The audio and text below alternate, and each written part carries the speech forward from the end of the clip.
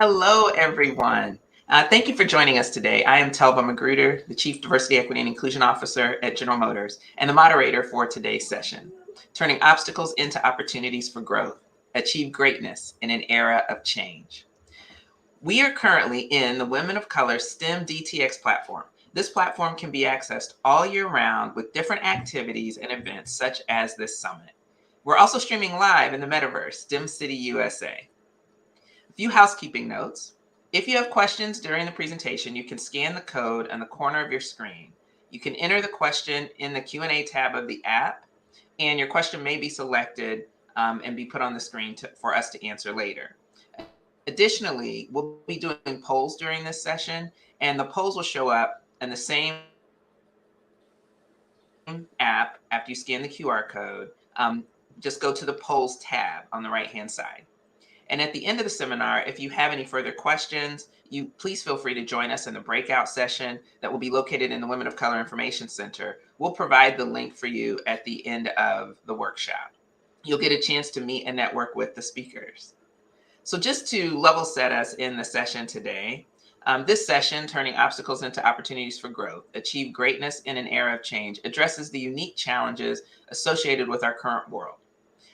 While there are many things right with the world, technology is changing faster than it ever has before. And as we consistently prepare ourselves and actively participate in this change, we're faced with volatility, uncertainty, complexity, and ambiguity, which many of you know as VUCA. That means that it's likely that all of us regularly face obstacles. And the key to success is not always trying to figure out what will happen next, but developing strategies to manage change, turn obstacles into opportunities, and thrive in the face of great uncertainty. So with that, let's kick into our slides for today. So if you think about what I just said, I think about an Albert Einstein quote: in the middle of every difficulty lies opportunity. And you see here that dandelion that we've all battled with over the years. It seems like they manage to pop up anywhere. And what's really cool, though, about this dandelion is that all the energy that it needs to break through that concrete is contained within itself, within its seed. And as long as it has some steady nourishment, water, and sunlight, that seed is going to break through the obstacles that are in front of it. It grows its roots and it fully blooms where it's planted. And that's what we're going to talk about today. We're going to increase your ability to do that.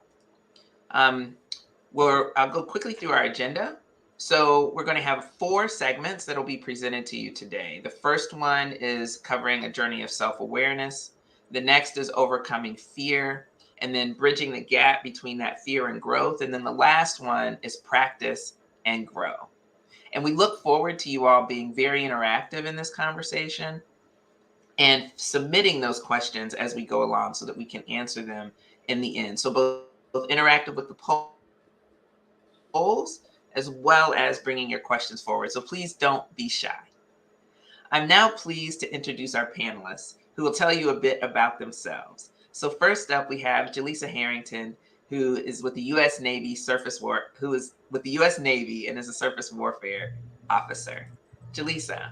Hello, everyone. My name is Lieutenant Jaleesa Harrigan. I'm a nuclear trained surface warfare officer for the United States Navy, hailing from a small town in Connecticut, currently serving at my 8th year, of service.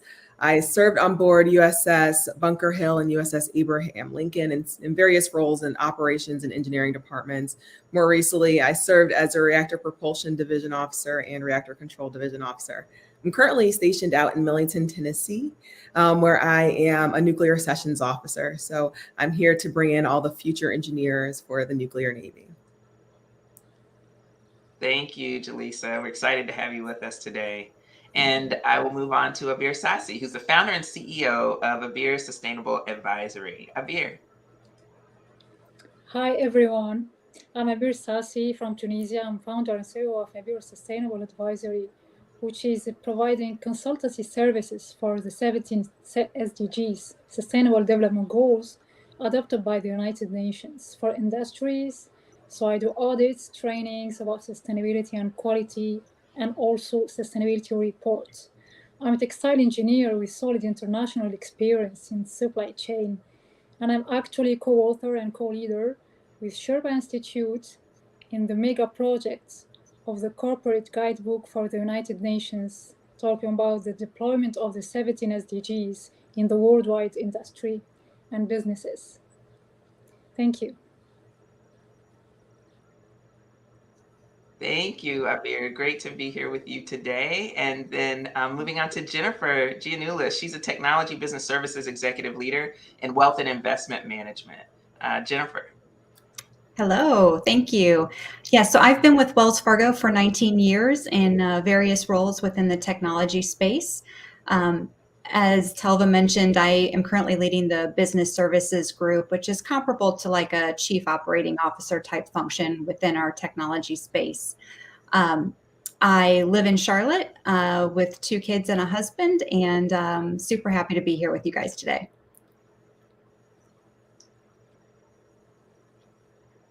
Thanks, Jennifer. And as you see, we have a great diverse group of panelists with all different backgrounds that are going to be talking about something that's relevant to all of our careers.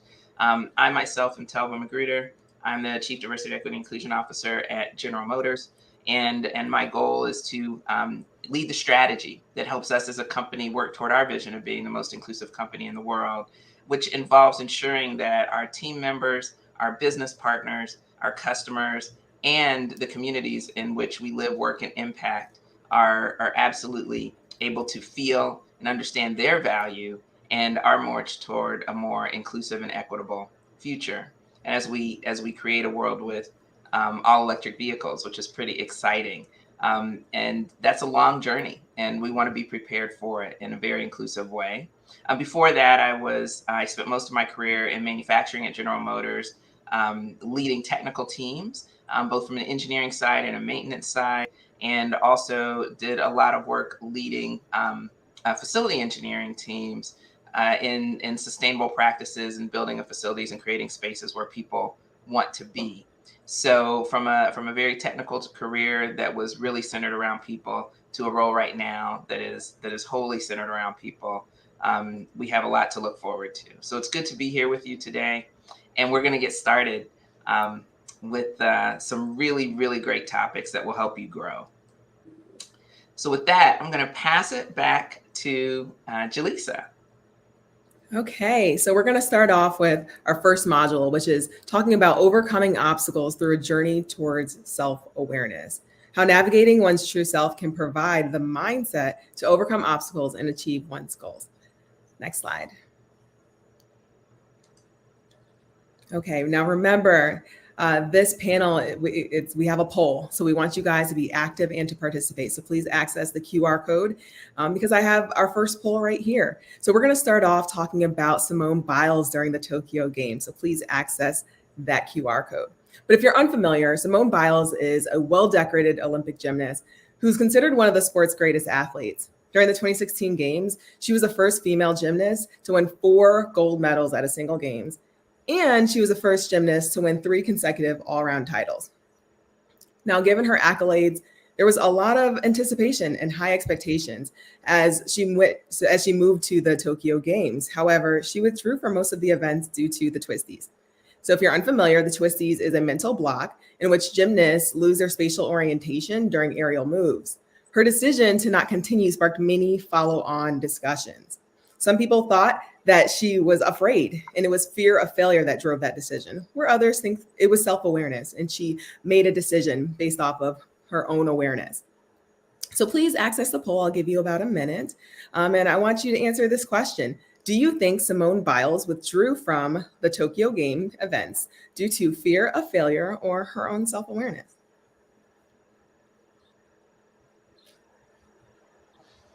Okay, so far we have about 75. Oh, go ahead.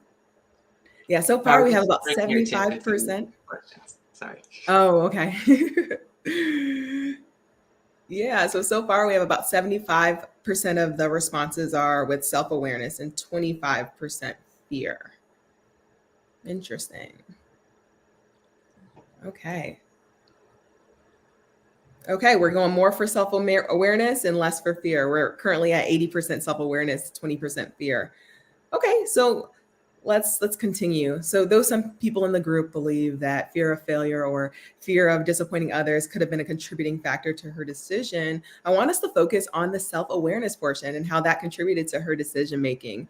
And more generally, discuss how increasing one's self-awareness and navigating one's true self can provide the adequate mindset to overcome obstacles and to achieve one's goals. So when talking about self-awareness, I always refer to the Johari window concept, which helps people better understand their relationship with themselves and others.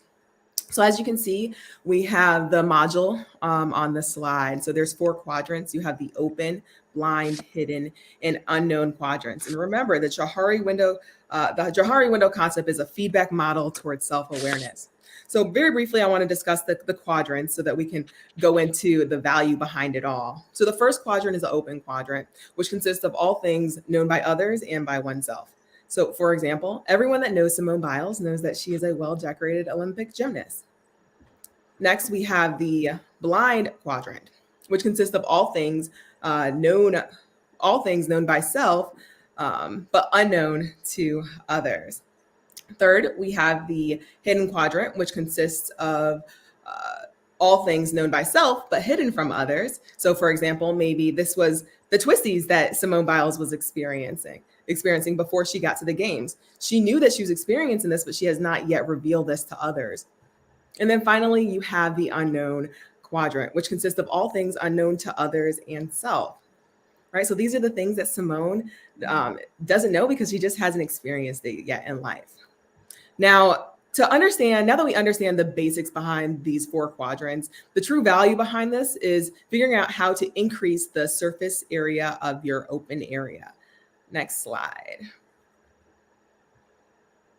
Okay, so as you can see, increasing that open area brings transparency, feedback, and ultimately by reducing that hidden area, reducing that unknown area and blind areas, we're opening a path for new responsibilities, new experiences, new information, etc. So how do we achieve this? How do we increase the surface area of our open area? 3 steps. 1, being vulnerable. 2, being willing to receive criticism.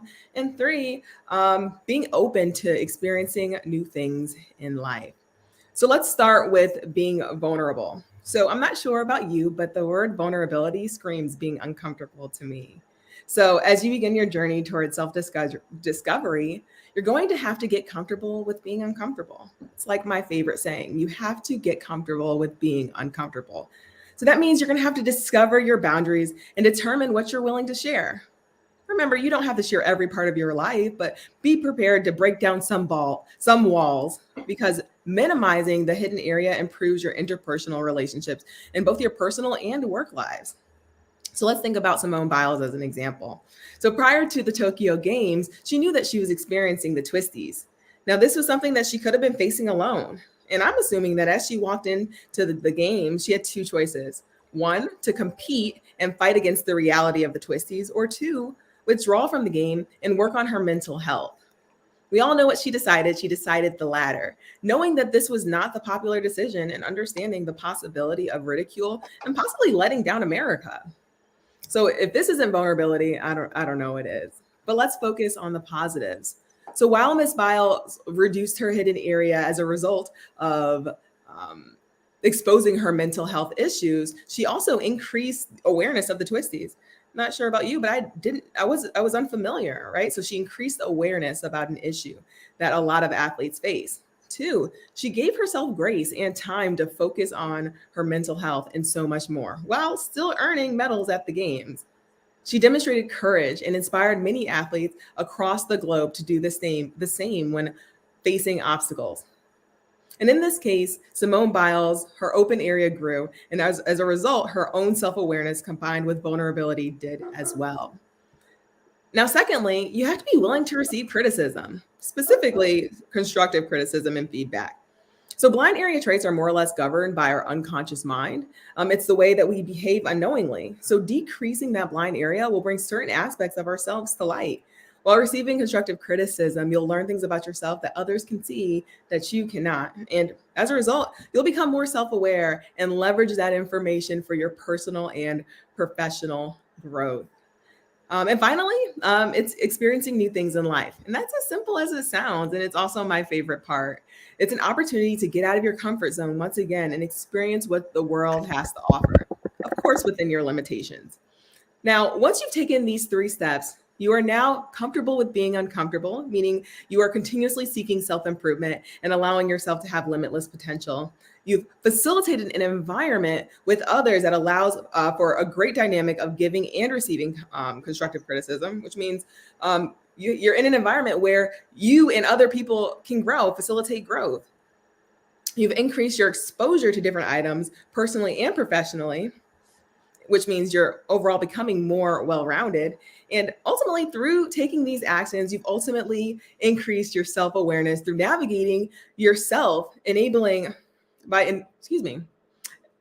through taking these actions, you've ultimately increased your self-awareness by navigating your true self, enabling the adequate mindset to overcome obstacles and achieve your goals. Okay, next slide.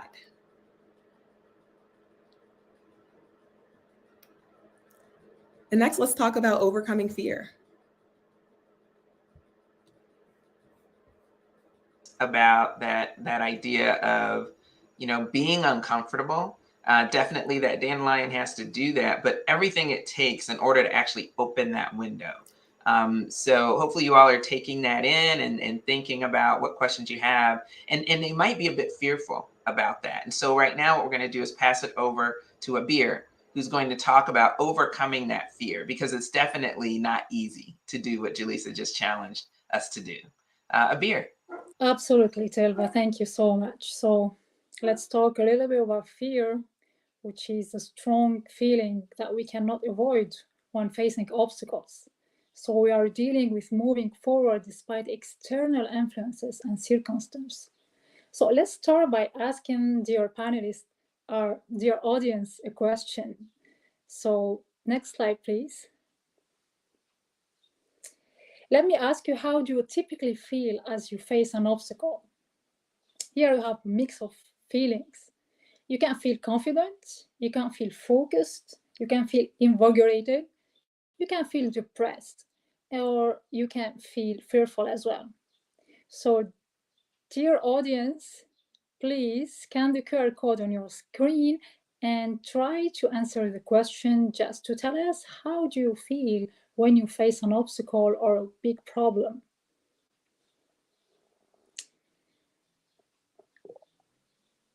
So let's see the results. You have a few seconds to answer the question.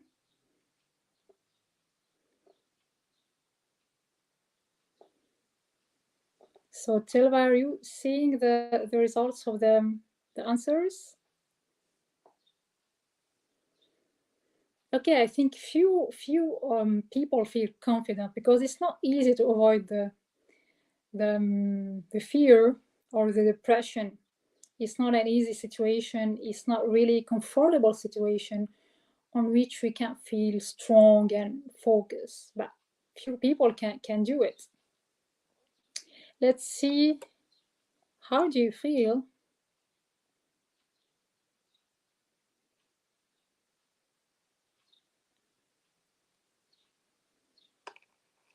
Okay.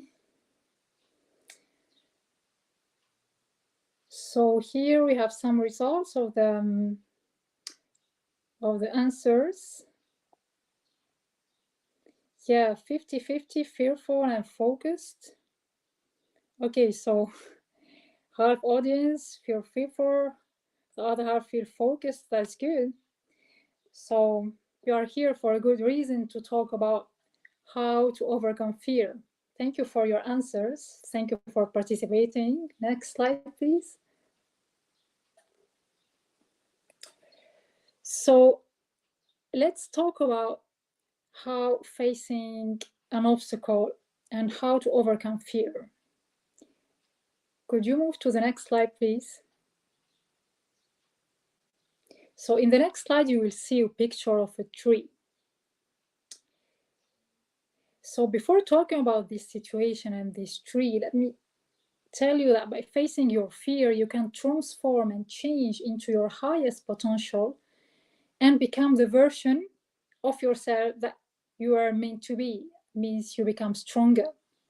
So as you see in this picture, there is a small tree. The seed, it was a seed, could have also sat there and decided not to sprout, stay in its comfort zone, not face its fear and venture into the unknown. As soon as this seed sprouted and left the comfort of its shell, it too became vulnerable, had to survive in the darkness of the soil and push through the obstacles of the rock, sand, stones, as you see in the picture.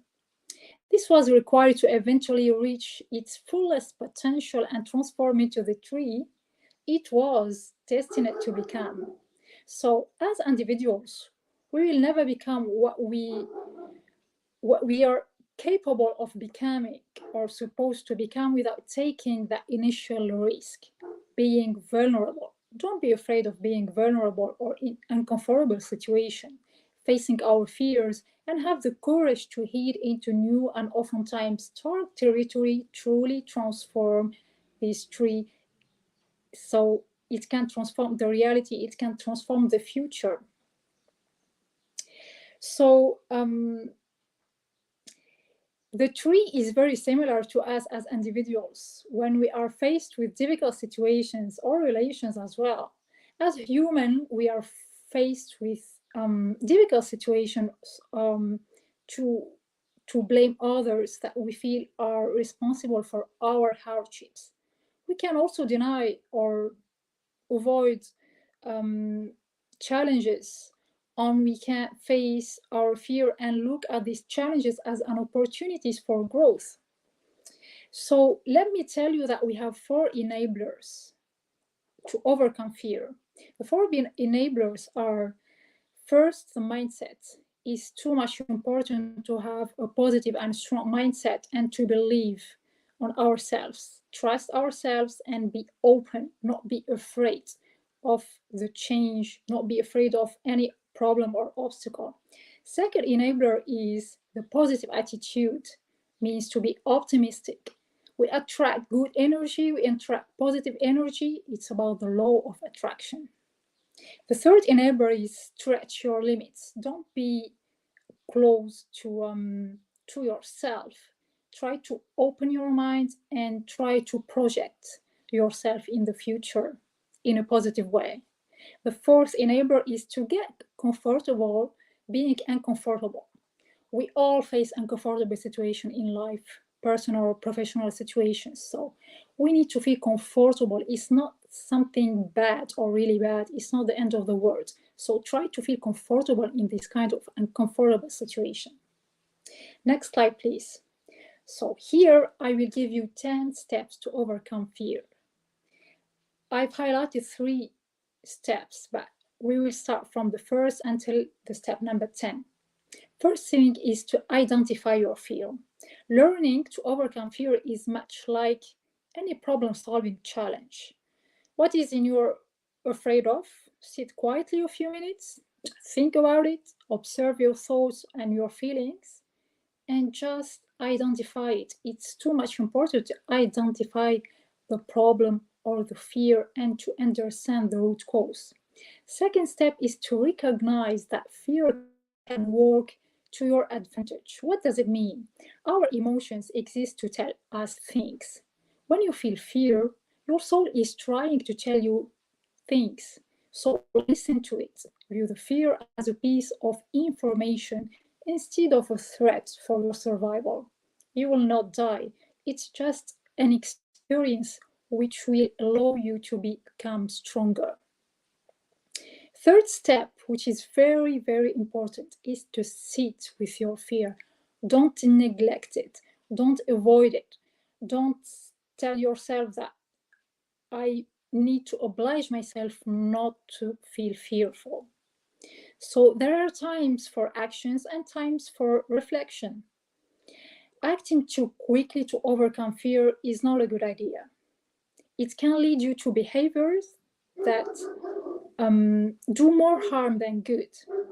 Sit with your fear for a few minutes and think about it. What is the root cause? It's important for any problem, let me say any opportunity, because it's an opportunity to fix the root cause. What is the story you tell yourself about why you are feeling this fear and why you can't overcome this fear? This isn't to say you shouldn't take action, it's not that. But this moment of reflection is much more important and can have a great effect on overcoming fear in the future in a way that is productive, deliberate, and effective. So step number 4 is to create goals that are musts. It's important to create goals and to project yourself, to have a vision. Consider what your life will look like if you don't achieve this outcome, or compare it to what your life will look like if you do. Once you feel that your goal is essential, the fear of not trying to achieve it will eclipse the fear of failure. That's when you will be inspired to act. So step number 5 is to accept that failure is an inevitable part of success. Don't be afraid to fail. Don't be afraid to have some difficult situation. It's life, it's normal. We all face these kind of situations.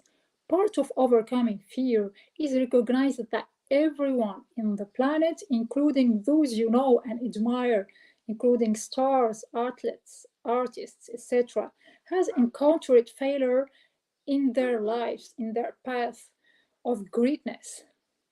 So the quicker you realize your fear of failure is preventing you from making the decision to accomplish your dreams, the sooner you will be able to accept the possibility of failing and move on. Let me say that failure is the first step of success. Just try to be convinced with this idea. Step number 6 is to eliminate the excuses, and it's much powerful step. What does it mean, eliminate excuses? Because fear makes us put things off and say, I'm really tired, I have a lot of stuff to do, and just to complain and to claim. So these excuses probably sound familiar for most of us. It's much easier and less painful to make excuses that is to put in the long hours and energy it will take the work toward your goal. The next time an excuse comes to you or comes to your mind, make the decision not to give it into the little voice telling you no, because it won't help you grow in the long run. So step number 7 is to surround yourself with success. Tony Robbins say proximity is power. It's this also known as the law of the attraction law, or the idea that you become the people you surround yourself with. People who are truly focused on overcoming fear and achieving these dreams surround themselves with others who have the same mindset.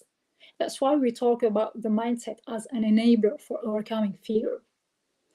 And the positive energy is contagious. Surround yourself with success, with positive energy, positive people, and you will see the results. Step number 8 is to adopt a growth mindset.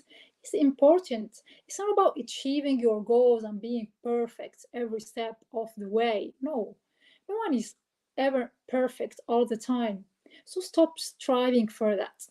It's about getting comfortable with what you don't know and continuing anyway.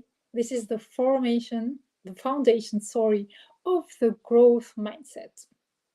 So step number 9 is to find valuable insight in pain. No one likes pain. No one. Most of us go to great lengths to avoid it. We try to avoid it anyways. But pain is a profound teacher. If you accept that your life and your efforts to achieve your goals will be painful at times, painful experiences become opportunities for growth. So you are responsible of transforming this pain into an opportunity for growth. Step number 9, find valuable insight in pain. So this is the step before the step number 10, visualize your goals. This is the final step and the most important step. It's too much important to visualize your goals, your targets. Goal visualization is one of the solutions for any problem, any kind of problem, any obstacle. It's used by some of the most successful athletes, actors, and entrepreneurs as well. Goal visualization sets your focus, and where focus goes, energy flows. It can take the form of priming, meditation, or imagery training. The important thing is that you see yourself succeeding and fully immerse yourself in your goal. You will condition your brain to believe that anything is possible, a key step to overcoming fear. So, dear audience, learning how to conquer fear begins with finding your center. And I've just given you tried and true tips and steps so you can live life as its fullest. Thank you so much. And I hope you never face this feeling. And if you face it, don't be afraid. You can easily overcome it by following these steps. And good luck. Thank you, Abir. I love that. Finding your center and sitting with your fear, eliminating those excuses that come into your mind, and truly visualizing those goals, which you might have to do pretty often, right? After you take the time to set them in the other steps. It's really great tips. So thank you for sharing that with the audience. And so we're going to move on, and Jennifer is going to talk to us about bridging the gap. That idea that, so you've kind of sat and went to open your Johari window, and you're dealing with, some of those fears that help you get more comfortable being uncomfortable. And then there's a matter of that gap that you need to jump. So Jennifer, what tools do we have for that? Thank you, Telva. All right. So as Telva referenced, right? So Jaleesa walked us through the Johari window from a self-awareness perspective. Abir walked us through techniques to overcome the fear. And now we're going to discuss how we bridge those concepts together. So how do we move from fear to achievement? So next slide. We're going to do our final poll question. So if you want to go ahead and scan the QR code while I'm talking through it.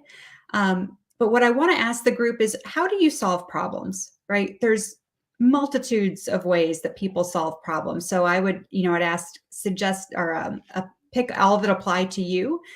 So some perform some sort of guided analysis, like a SWOT analysis. Some talk to peers or mentors. You may talk to your spouse or your partner. You may ask for help. You may pray and meditate, right? Or maybe you don't, right? Maybe you just decide, I'm not going to solve my problems. So we'll take a second and just have everyone select what is most applicable to them. And looking at the results, it looks like pretty evenly distributed, but I'd say the majority, 33%, indicate that they ask for help. Looks like we're also seeing quite a few that are doing some sort of guided analysis, and an equal amount are selected pray and meditate. So really interesting responses. I think 0% selected I don't. So that's fantastic. So at least everyone is trying to do something, right, to address the issues. So let's go ahead and move to the next slide.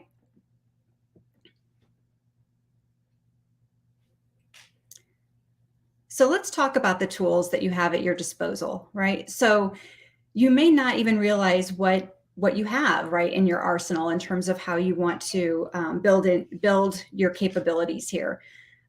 So first, it's really about understanding the capabilities. So what skills do you have? What competencies? What strengths? What do you have in your toolkit? And then, also, if it's unclear, you can leverage various tools, right? So, Jaleesa talked through the Johari window, which is an excellent tool to do the sort of guided analysis. Another great tool that many of you may be familiar with is Strength Finders. So Strength Finders is a tool that really it has you focus on your strengths as opposed to your weaknesses, right? So it takes you through, a journey of kind of understanding what your capabilities are, your competencies, and then really zeroing in on the strengths and how to continue to improve those strengths, as opposed to trying to focus on your weaknesses and battle that to get them to a strength, right? In many cases, a weakness is never necessarily going to become a strength. So with Strength Finders, it's more about finding what your strengths are and continuing to move those even further, into a proficient level. The other thing is, looking at the problem, right? So we talked about using SWOT analysis. We also want to make sure that you're really being specific and realistic about what is it that you're trying to solve, right? So, many times we try to overthink and overcomplicate. So, I really would suggest, thinking through the problem and really narrowing it down to what is within your control and what can you solve, right? You're not going to be able to solve everything. So be realistic, right? Don't put unfair, responsibilities on your shoulders that is just not going to set you up for success. And ultimately the choice is yours, right? In terms of what do you want to solve and how do you want to solve it? So lastly, I'm just going to leave you with a personal example of something where I had a very similar situation related to kind of fear and the unknown and how I addressed it. So about a couple of years ago, we had a new senior leader come into our organization, and my peers and myself were very uncomfortable. We didn't know this person. We didn't know anything about his personality. We just knew he was a very successful leader that was coming from another company and joining us at Wells Fargo. And so, as we started thinking through his arrival and what we as the leadership team needed to do to prepare him, looking back now and kind of knowing the Johari window, it was very interesting because what I've since discovered is that many people were fearful, right? And they chose to hide and not, kind of address the unknown. My specific personality, and I guess maybe a strength, is that I kind of tackle it head on, right? If I'm scared of something, I would rather address it than leave it to chance. So, I kind of drove the initiative to put together materials to onboard this leader, help him understand, the organization, the culture, the work that we were performing. While some of my peers, chose to just kind of wait and see what happened, right? And at the end of the day, the leader came in. He was very thankful and acknowledged the work that I had done to kind of help him get up to speed. And, I was selected to join his leadership team, whereas some of the other individuals were not, right? So again, it's, identifying what's within your capability to solve and then jumping headfirst and trying to solve it. So with that, I'm going to turn it back over to Telva to wrap up the final module. Thank you so much, Jennifer. And, I think we often forget or lose sight of all the tools that are available to us. And we've listed some, and there are many more. And what's important about making sure that you understand that there are tools available to help yourself and to bring groups together.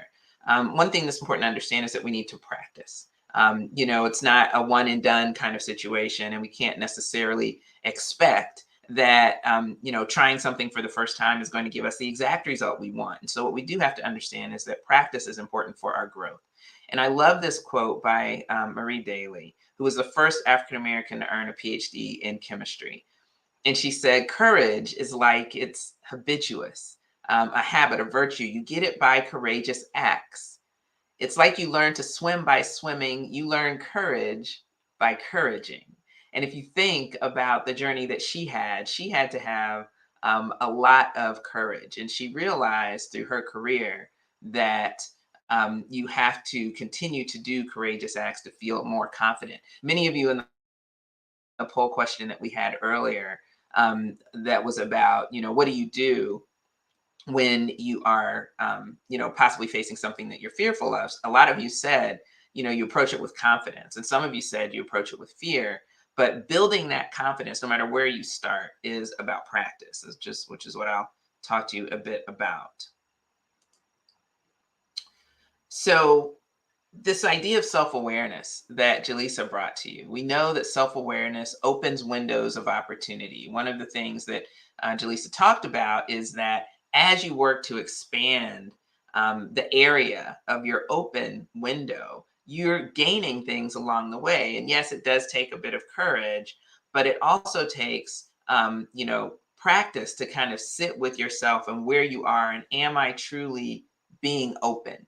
Am I truly being open? And okay, none of us want to be completely open all of the time, but where are those places where we might be more open? And what opportunity is that going to bring to us? And each time we try a little bit to say, okay, here's where I am, and here's what I can do a little bit differently. We'll learn something, and then we'll become more self-aware. And then we'll try something else the next time based on that new level of self-awareness, to continue to open our windows to the point where it will open up opportunity for us. And so just achieving strong self-awareness is about practicing opening that Johari window, and giving yourself that feedback, or even asking for feedback from others, okay, can help you do that.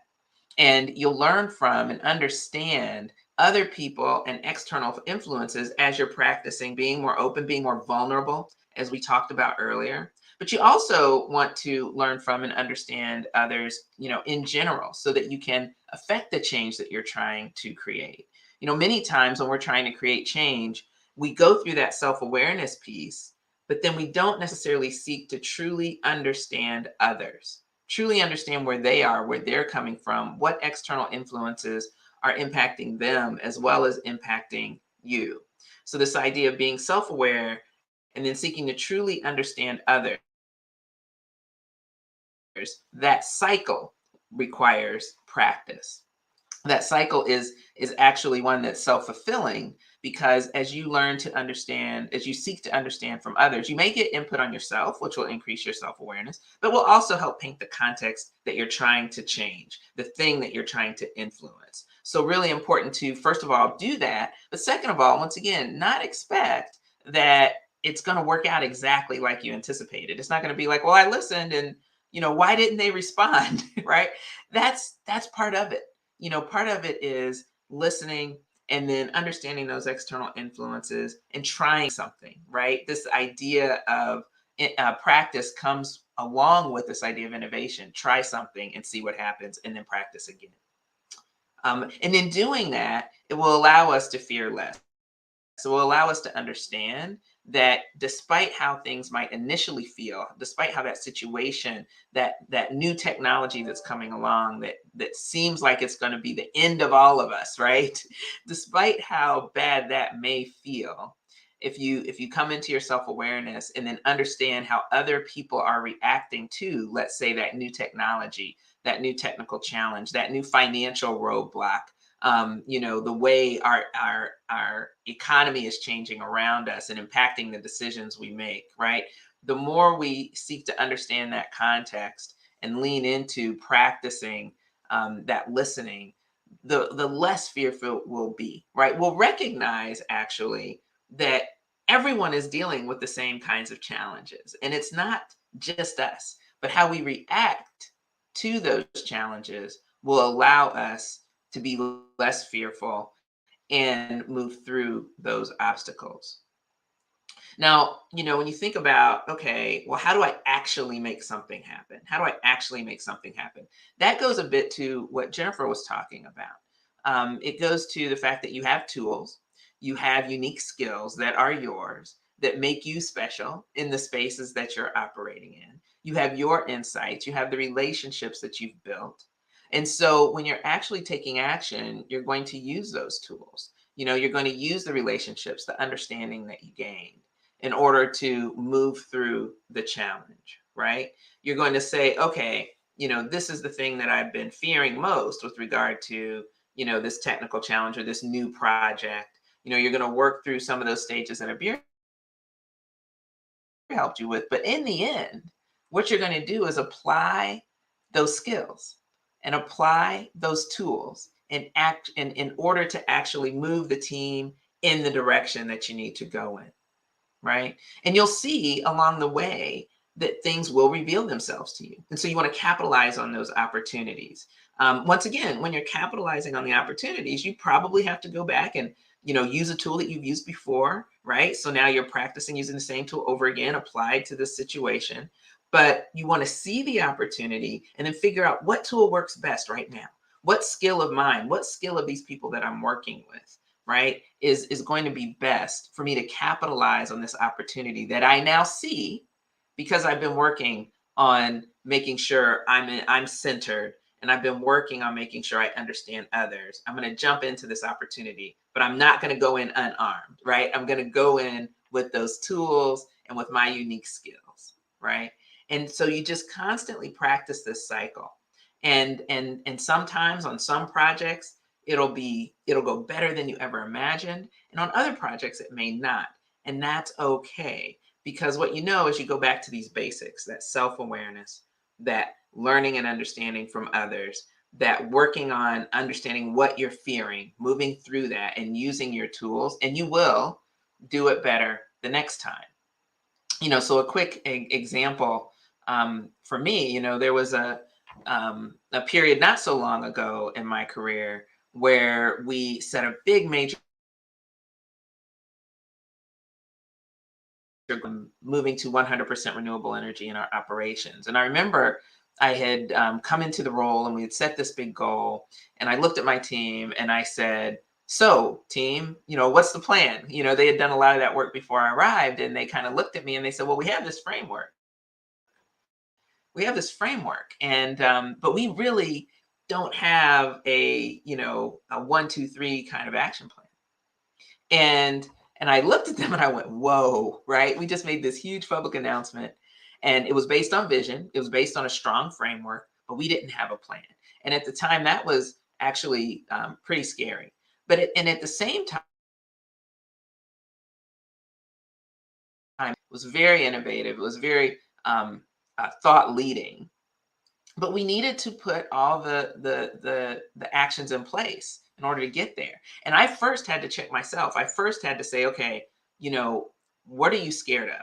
What are you thinking of? My whole career, I've been working on technical problem solving, using standardized work and things like that. And what I was most fearful of was, we don't have standardized work here. It doesn't exist. We have to create it. And so what originally would have been was my reaction, which was, okay, let's step back and see what happens. Well, you can't do that, because you've got to create your solution. You got to eliminate the excuses, as Abir told us, that will keep us from moving through that fear, right? The fact that there wasn't a roadmap meant we needed to create one. We needed to create a roadmap, and we needed to visualize, as Abir said, what would be on that roadmap and what we were going to look like on the other side. How hard is this actually going to be? And what are the things that we're recoiling from right now, myself personally and as my team, that we really need to lean into? So we laid all that out. And we said, okay. And then what we did was we said, well, this is what we're good at in our organization. These are our strengths, right? If you think about what Jennifer said, right? You can do strength analysis as an individual and as a team. So these are our strengths. And these are the strengths of those around us in utility companies and in communities and in other parts of our business. Let's leverage that. And let's really, kind of lay out what roles we are going to play and what roles we need others to play. And let's bring others in with us on this so that we can move forward together. So what are our skills? What are our strengths? Let's move forward together. And there were a lot of hiccups along the way. But in the end, what we found out was bringing other people in that balanced our strengths, other organizations, others in the business, allowed us to put together a robust roadmap. And those things that we were fearing slowly started falling away, and our confidence increased. And over time, we've been able to accelerate our goal toward renewable energy just by virtue of the momentum we created by overcoming our fears and leaning into our skills. So that's an example of how you can apply this idea, but we had cycles of practice along the way. So know that the ideas that you come up with are good. You're there for a reason. And maybe you are the reason that's going to help break through the challenge that's ahead of you. So with that,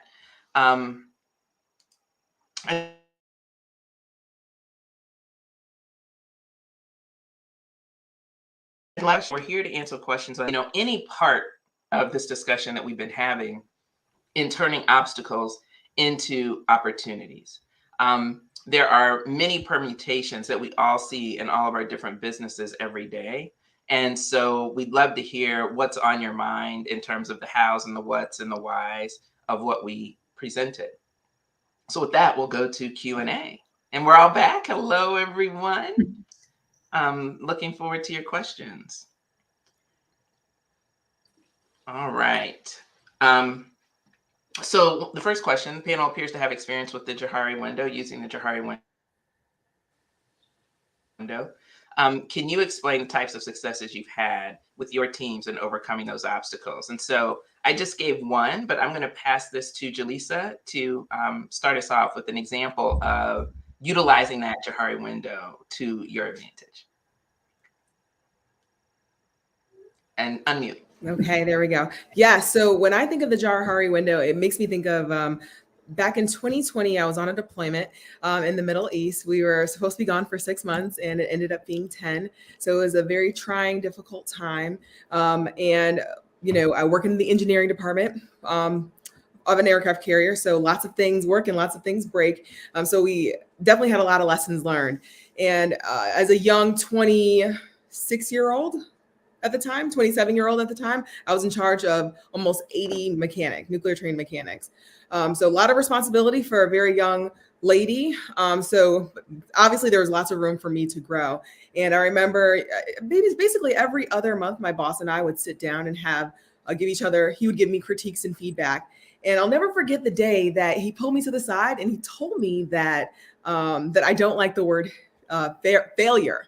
The word failure was a trigger for me. And what he learned over the course of the 9 or 10 months was to avoid those words because it triggered a response. And when he told me that, I was caught off guard because I didn't know that I was triggered by the word failure. And of course, I work in a community of very A-type, hardworking people, but I did not know that word triggered a response. So personally, when he took me to the side and told me this, it sparked awareness of my behavior, my nonverbal communication, and as a result, I feel like I'm a better leader and coworker because of it. So, one instance is just getting feedback and criticism from your boss and taking the time to take a step back and actually self-reflect and use that information so that you're a better worker, a better team member in the future. That is a great example. Does anyone else have an example they'd like to share?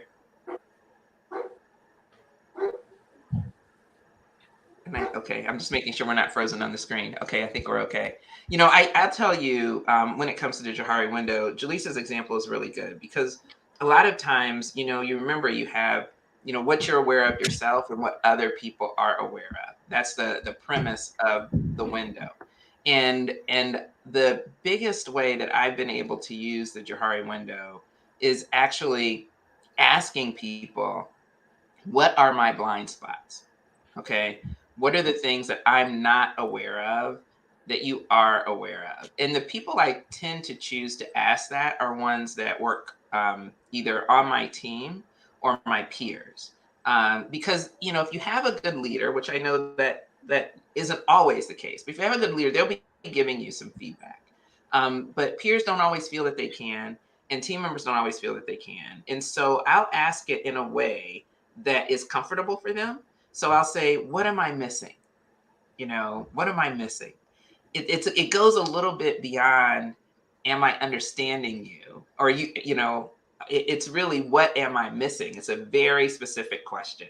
And it opens the door so that they can give you input on something that you just don't get, right, from their perspective. And I'll even ask the question, like, am I thinking about this in a way that's helpful to you? Or, am I getting in the way? So I'll ask questions like that so that door is open. And then when I get that feedback, it goes right back to what Jaleesa said. You have to sit back, you have to, ponder that and go, whoa, because a lot of times you will get feedback that's just pure blind spot. And then how relevant is that? And what do I do with that? And then the last thing I'll say when it comes to opening your Johari window is, if that feedback was helpful for you, it's really great to go back to that person and say, I heard what you said, and this is what I'm going to do with it. This is what I'm going to try to do in the future, which kind of requires you to then practice what you're committing to because you're speaking it out loud. All right, next question.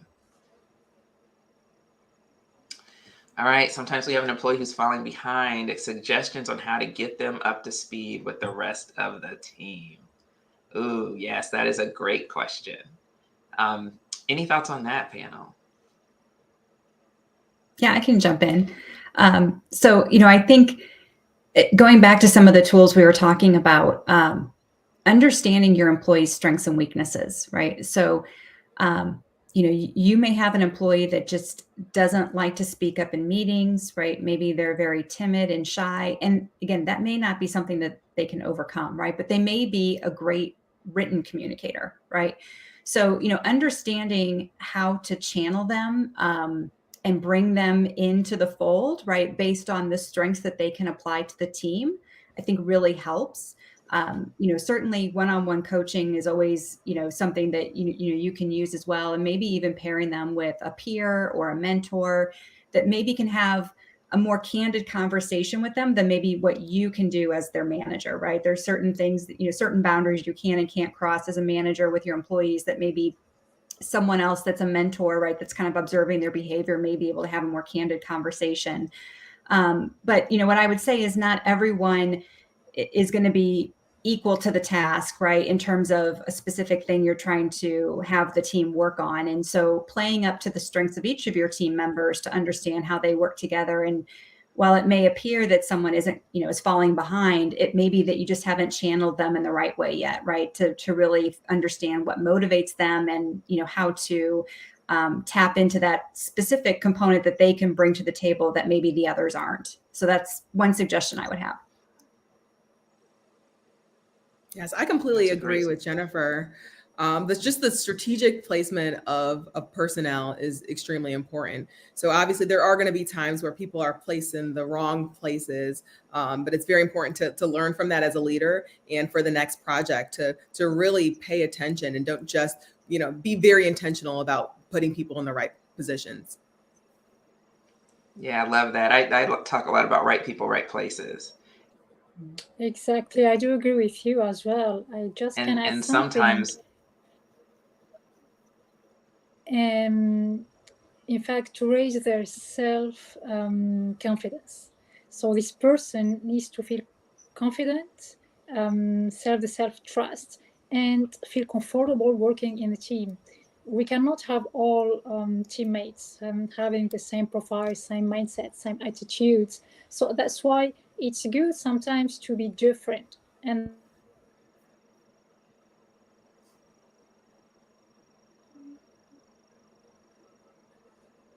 oh no, I hope she's still there. Oh, wait, she'll be right back. There we go. You said it's good sometimes to be different, and then we lost the end.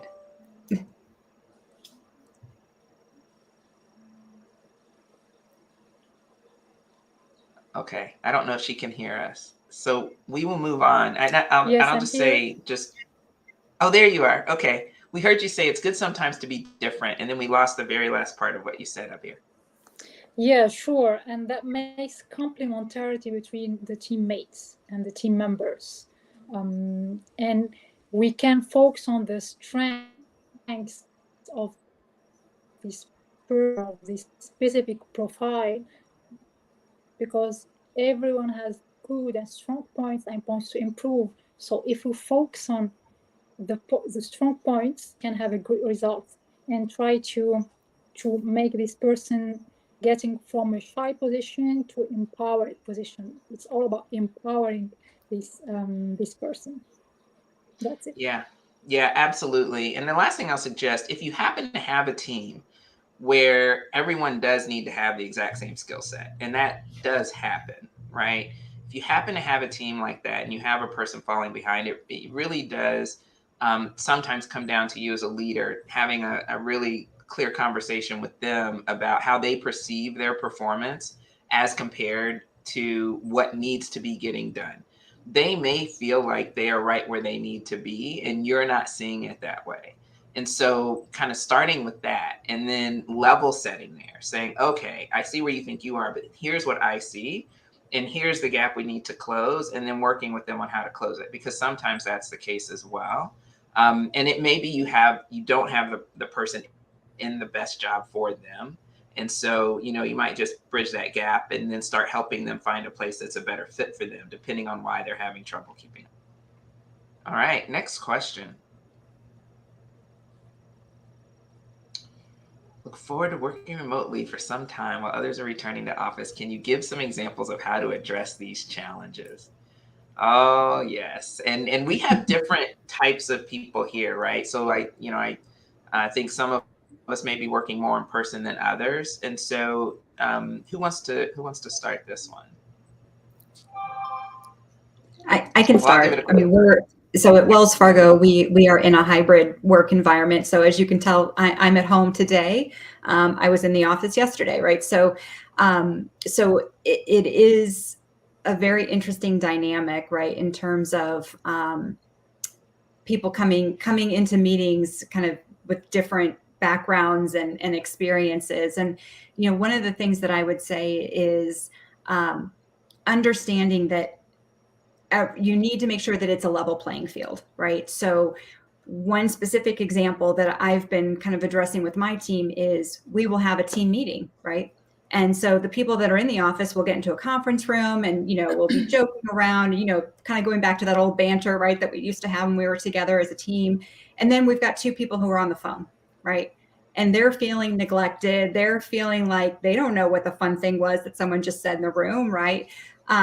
So, whenever I have team meetings, I actually still conduct them via Zoom or Skype or Teams or whatever platform you're using so that everyone has an equal window on the screen, right? So we can still have our, hey, let's get together and have lunch and, have the chit chats that we've all missed and the in-person camaraderie. And if I have meetings with my team members that are in the office, then certainly we'll do that. But if I'm going to have a meeting with people that are some remote, some in office, I choose to just basically do it remote, right? Because that way everyone is equally displayed, everyone has an equal voice, and you're not trying to talk over a group of people in a conference room and things like that. So that's just one suggestion that that I've had with our return, where you kind of have people in different situations. Yeah, great example. And Jaleesa, were you going to say something on that one? Okay. So I think, it's interesting because not everyone wants to be in the office, as we know, and some people can't. Things have adjusted. It's been 2 years, and so it becomes a lot more difficult. I know at GM we've hired a lot of people that were hired as remote team members. Okay, so most of my team is hybrid. I have some of my team that's remote, and I personally don't have anyone that's in person, but we have thousands of team members that are also in person. And so when you hire someone that's remote on a team that's also hybrid, now you have to respect that, first of all, and you have to spend some time making sure that the team members that are remote, for example, are valued, that they're not devalued because they're not in person as often. And so, the way to put that in place is to ensure you have regular touch bases with them and things of that nature. Make sure that they feel included in what's going on with the team. Doing the suggestion that Jennifer just had is absolutely fantastic. When you're doing meetings, even when some people are in person, put everyone on the screen so that they're not missing out on everything. Really important. But also just understanding, helping them understand how to perform well in their job, no matter how they are engaged, right? Whether it's remote, whether it's in person, or whether it's hybrid. Because you paying attention to that, if you're a people leader, is extremely important. And if you're an individual contributor that's struggling with a leader that doesn't understand some of the things you're dealing with, you do need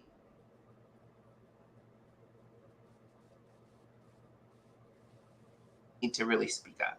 I'm not feeling judged because of my choices of where I'm working and things like that. So every company is very different, but to me, it's really about plugging into the individual as well as the needs of the business.